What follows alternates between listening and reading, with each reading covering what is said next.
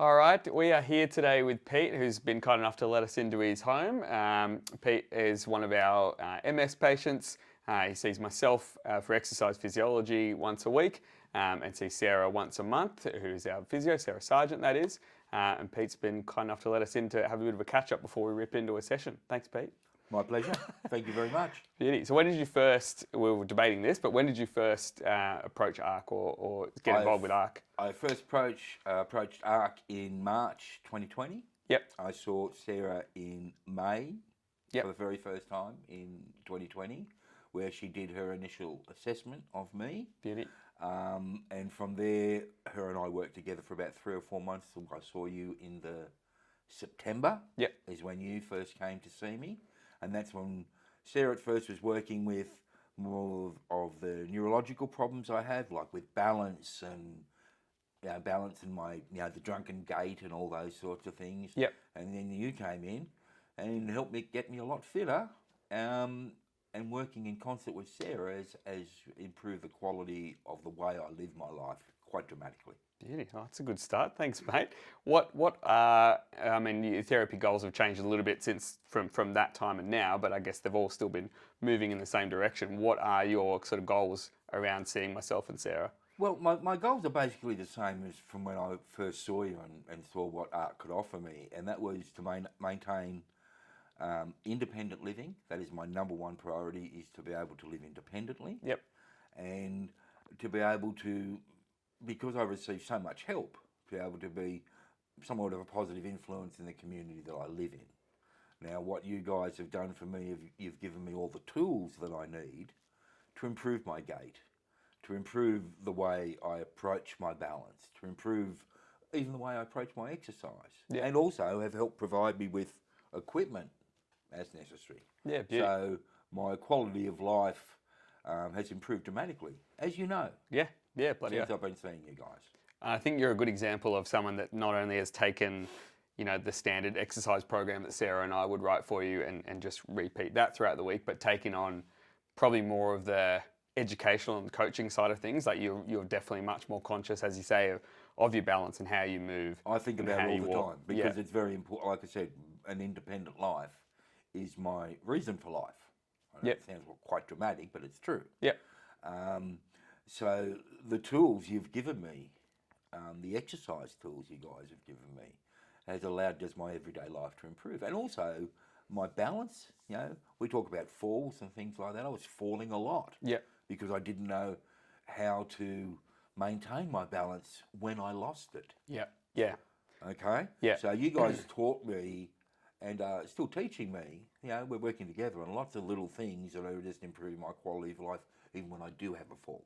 Yeah, exactly. And I think you bang on. I think that's probably, from my perspective, something that kind of gets underestimated a little bit in terms of like sustaining your mobility and independence is actually learning those skills, not just doing the program and then going, okay, I've done my work for the day and then revert back to the normal way you might move, but actually being much more conscious of it. You make it a part of your natural, you make it a part of your natural life. Yeah. Okay, so the way I walk now is become subconscious because you guys gave me the tools on weight shifting and all those little bits and pieces. Yeah. So now I do it, really without even thinking about it. Yeah, beauty. So when I do lose my balance, I'm automatically doing stuff where I had to watch before, I had to be conscious before. Yeah.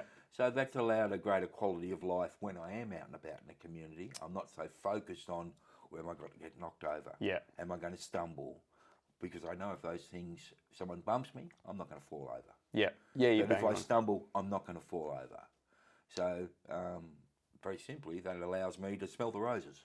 Yeah, I like that. And I Okay. think that's it, right? It builds that confidence and, and it didn't happen overnight, right? Like trying to... We've been working at this for years, mate. Yeah, and trying to gain that automaticity, I guess, for want of a better word, of your walking and your balance and your reactions to if you get bumped or trip or whatever it is. That doesn't happen overnight. That takes lots and lots of repetition. So... Well, it's like we said last week. I don't do what I do just in an hour session with you once a week. Yeah. I have to take that and adapt what I can depending on how I feel because fatigue is a huge part of my illness. Yeah. So every day I try to do something, but I just don't do my session with you once a week and go, that's it. Yeah. I do my session with you, and then you and I do. You might teach me something new, or just help re-establish something I know. So I adapt it to everyday life. Yeah. And I think that's the beauty of the relationship I have with ARC. Is Yeah. we work together to achieve my objectives. You guys don't come in and dictate. Yeah. We listen, we talk, and we work stuff out together. You know, the exercise programs you've written me, my ABCDs. I'm Yeah. working on certain areas. Yeah. Yeah, but you just can't do it once a week and go, I'm fine. Yeah. You've Absolutely. got to make it a part of your life. I love that. If we can grab that quote and just, feed that to it's the truth, all isn't of it? our patients, because that's 100%. That's what we try and advocate the best we can. Is the real work really starts when we leave. It's not when we come in. We just set you up with the tools, as you said before, And do stuff with me that I can't do on my own. Exactly. Yeah. Like some of the high level balance stuff we do with the eyes closed. That stuff I can't do on my own. Yep. Can't do the boxing on my own. Yeah. You'd be shadow boxing around. Well, that's very boring. Yeah. And we enjoy that. Yep. Right? We call it a dance. Yep. When we box, we call it dancing. Yep. Let's have a dance. Because we're and we're learning different choreography with that as well, which we'll have a crack at later. But yeah, you're right. And next week we start new choreography. that's right. Yeah. Let's keep to the dance. We're sticking to the song we know. Yeah, I like that. Yeah. Yeah, beauty. What what do you find the hardest about trying to maintain that motivation and exercise, independently without Sarah and I here? It's fatigue. Yeah. Is my biggest. Fatigue is the biggest thing that affects me. Like the physical disabilities of my progressive MS. I can live with, right? I can adapt. I'm a very adaptable guy. I can't use my right hand properly anymore, so I start to use my left hand, you know?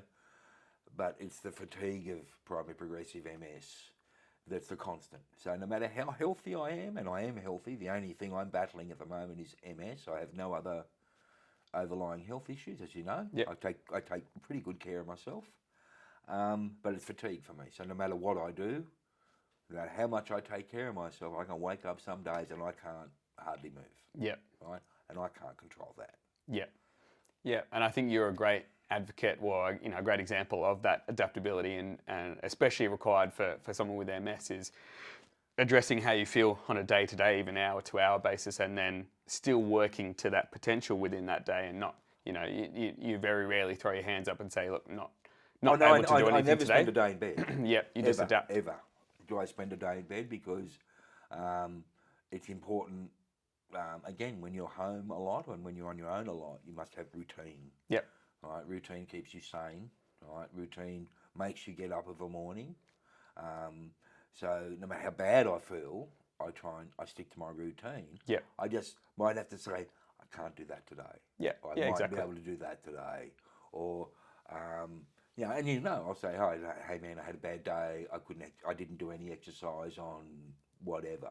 Yep. Apart from getting up, walking around, making my bed and doing, the normal stuff. Exactly. Yeah. So fatigue Yep. is the most by far